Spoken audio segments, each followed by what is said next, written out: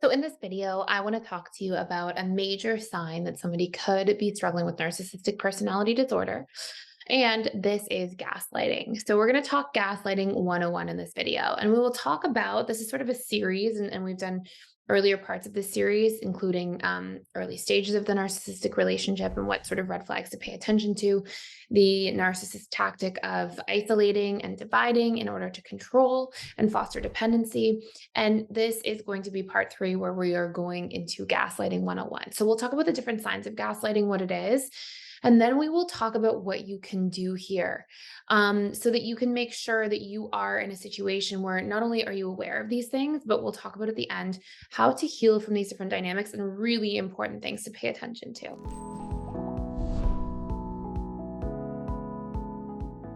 So, first and foremost, gaslighting is essentially a manipulative tactic. And if you look at the DSM, and narcissistic personality disorder, you will see that one of the major characteristics is that narcissists tend to manipulate and exploit.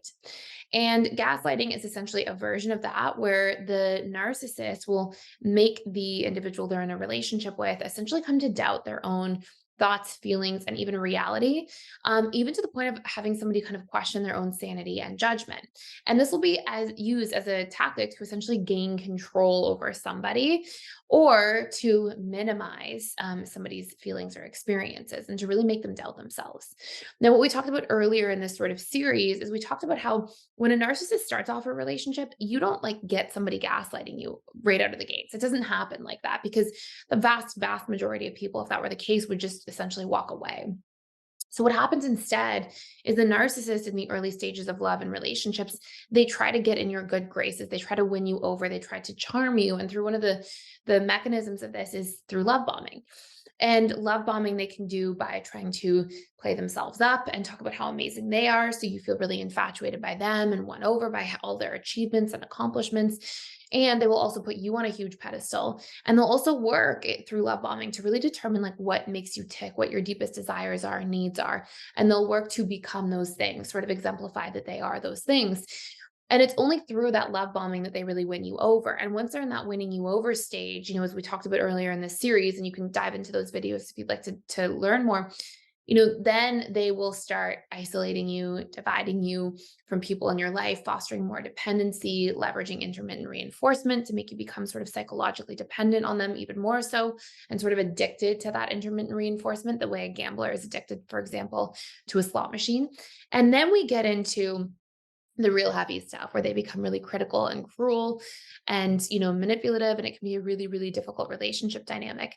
But then we get into the gaslighting, and the gaslighting is just another dynamic that you'll see narcissists leverage when they want to create more and more dependency, and to avoid taking any responsibility for what they are doing in relationships that could be harmful. So I think before we go into gaslighting, we want to understand like the mechanisms for why.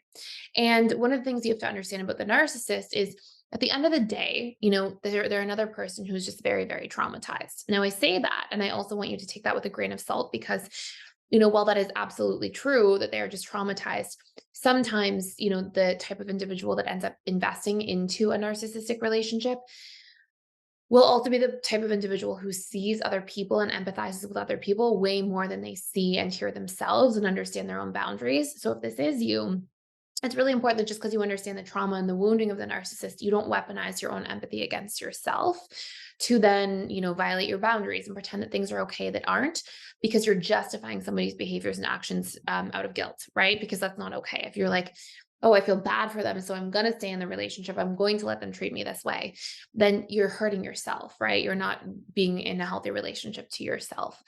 So, we want to recognize some of the different pain points and patterns, but also be able to leave things that are not working for us.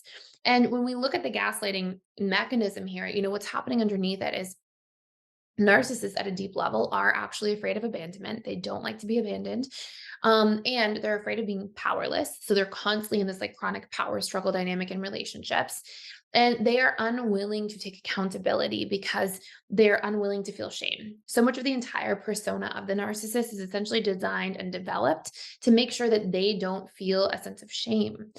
And the reality is that, when we do, when we make mistakes or we do things that go against the grain or not healthy, because sometimes going against the grain can be really healthy, but the aspects of it that are not, when we're doing hurtful or harmful things, shame is actually an emotion that can help us grow. It can help us self-reflect. It can help us realize that, you know what, that wasn't a good thing. I'm going to take responsibility for that. I'm going to change my patterns of behavior. Shame is allowing us to learn these powerful lessons that sometimes help us really expand as individuals. But narcissists are unwilling to feel the emotion, and thus they cannot take the learnings away. So if you do something that's hurtful, if you say mean things and you won't let yourself feel shame, if you have this huge defense mechanism built into the recesses of your subconscious mind that won't allow you to self-reflect or take responsibility, then of course you are going to see that this person is not able to learn and grow with somebody properly in a relationship together.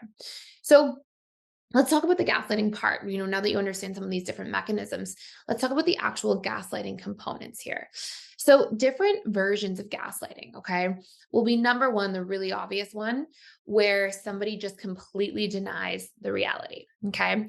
And what I mean by this is, let's say that yesterday the narcissist called you a name, okay, called you a terrible name, and the next day you decide you want to talk about it and it's not okay. They might say, that never happens. You're crazy. I wouldn't say something like that to you. And they'll really deny your actual experience. And this is the really typical form of gaslighting that's clearly, very obvious. But also when somebody denies something so vehemently that you trust and that you generally have on a pedestal, because the narcissist works to make sure that they are on this pedestal in the romantic relationship, in that dynamic, it feels frustrating. It feels defeating. It feels confusing. And sometimes people will even question themselves over this, especially when this exists or occurs across periods of time. Now, that's a really obvious one, but sometimes it's something from 5 years ago. Sometimes it's signing a contract and they're like, I never signed that, or just different dynamics of that nature where they can try to deny and try to make up, different variations of what happened instead. Another big form of gaslighting is to really shift the blame. So you may see that, when the narcissist does something extremely unhealthy, what they actually do is they say, well, I wouldn't have done that if you weren't this way first. So rather than taking accountability and like recognizing that your behavior and their behavior are two separate things, they will just say, well, I only called you a name because you were behaving that way. If you weren't behaving that way, then I wouldn't have had to call you the name and you actually owe me the apology. And, the reality here, and I think it's super important to recognize, is that we don't heal and grow through things by just putting one person in the right category and one person in the wrong category. The vast majority of times in human relationships, the intricacies are much greater than that. So we can't say, oh, you're right, I'm wrong, you behave this way, so all of my behavior is now justified. That's not how it works, right?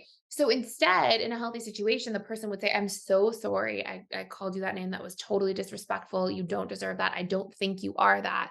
That was the heat of the moment, and I won't do it again. And here's what I'll do to make sure I don't do it again. And, even put like a strategy in there. And then they can say, now I also want to let you know that that was a reaction because I was hurt by this behavior. And can we also talk about that behavior?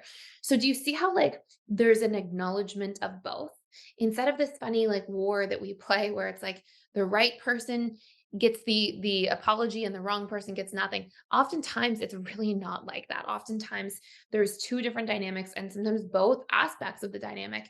I would say, to be quite honest, the vast majority of times, like 95% of times, there's two sides to things, and while one person's side may be smaller than another's, and that can often happen, we have to discuss each of those sides to create accountability, validation of each other's perspectives, to see and hear and understand each other, and to create resolution. So it would be talking about the behavior that caused the reaction, but it's not the behavior that caused the reaction, right? If somebody behaved in a dismissive way, so the narcissist called that person a name, they can't say it's I only called you the name because. They can say I messed up for calling you the name and also I'm hurting about that behavior, right? Let's have a two-way conversation. So hopefully that makes sense.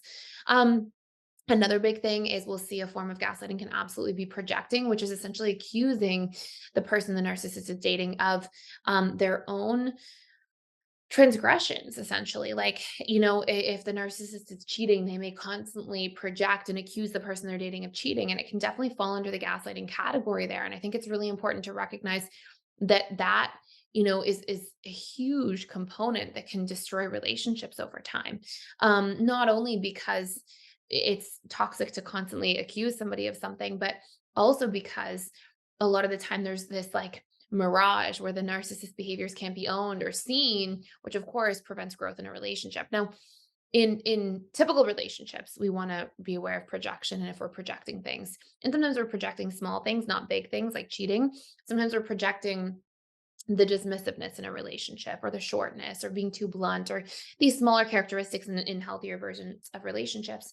Whereas with narcissists, it tends to, that gaslighting component, that projection component tends to be over much larger things, unfortunately. So that's a big one. Another huge one will be another, form of gaslighting here will be invalidating and minimizing. So this can be where, when somebody has a feeling about something and they're trying to express how they feel, calling that feeling crazy or irrational or irrelevant or downplaying that person's feeling, and essentially shaming them for having those feelings or differences of opinion. And so that can be a huge component there. And then we'll see this sort of idea of twisting facts or constantly changing a story over and over again. Like, yeah, I said that, but not this. So it's not like they're, that denial of reality piece. I never said that. It was the first example we gave. They won't go so strongly in that direction, but they'll be like three-quarters of the way there, if that makes sense. So they may say, you know, well, yesterday at your mom's, I did raise my voice, but I never called you those names. And it's like, well, the person raised the voice and called me those names. And I saw it and I heard it with my own eyes and I was there.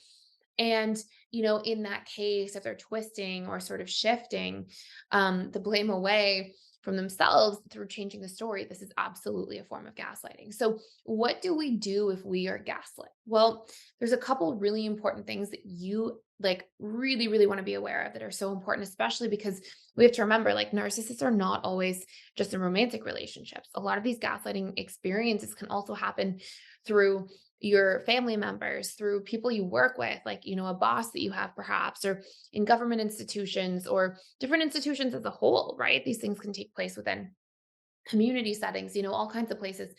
So you want to realize that part of the damage, unfortunately, that gaslighting does is it causes you to consistently doubt yourself. And it actually really dissipates self trust. And so, I'll give you a link down below to a course, but I'll give you some actual strategies. If you want to work on rebuilding self trust, we have a whole course for it. And I'll put that link down below. It gives you access to that course for free for 7 days. It's all about reprogramming self trust.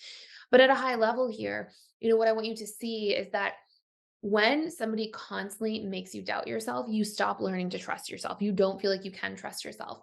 And so, what we have to learn to do is take back this ability to observe our feelings, observe our intuition, validate them, back them in the relationship to ourselves, and replace our boundaries, right? Because gaslighting, we can't have a boundary, we can't have a need if we're being gaslit, right? If you're like, hey, I need you to speak more kindly to me, but the narcissist says, I never speak unkindly to you. What are you talking about? You don't even get to have room for a need. And so part of healing from gaslighting is actually healing self-trust. And that requires like huge components of self-trust is us to be able to set boundaries and understand what our boundaries are again. Because if we constantly violate our own boundaries to please others and we don't use our voice to speak on what our boundaries are, we are violating our self-trust, right? So that's going to keep that cycle going. Another huge component is that you want to make sure that you are in a position where when you feel things, you validate your feelings, you listen to your feelings, you recognize your feelings, you make your feelings okay.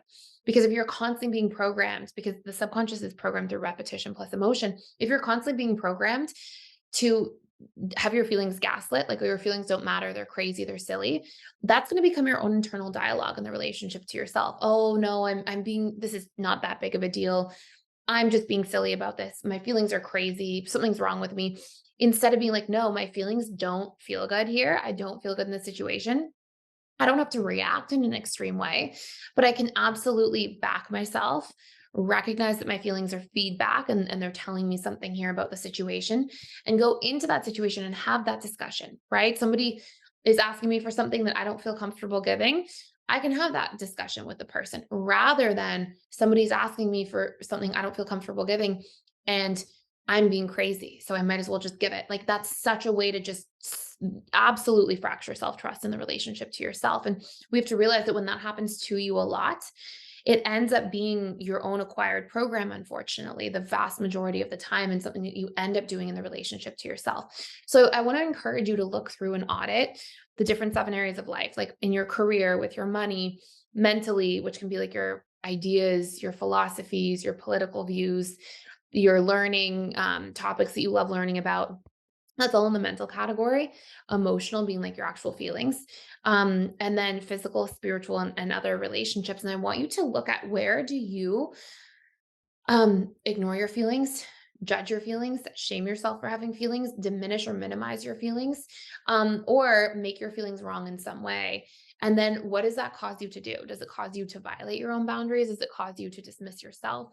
Like, I want you to really dig into that and see. And then those will be the things that we really want to heal and practice doing differently, using repetition over time, so we can really recondition that set of pain points and challenges and change our behavior. So as I mentioned, there's a whole free course down below for rebuilding your internal trust baseline. I'll also put the course for overcoming narcissistic abuse and just healing, because we can often have CPTSD after that. So important to pay attention to. But take a look, go through that. If it's interesting to you, it's all free for 7 days. And I hope this video was helpful for you. Let me know any questions you have in the comments down below, or any video topics you want to see. I would love to hear from you. And thank you so much for stopping by. And if you're enjoying this video, please consider liking, sharing, and subscribing.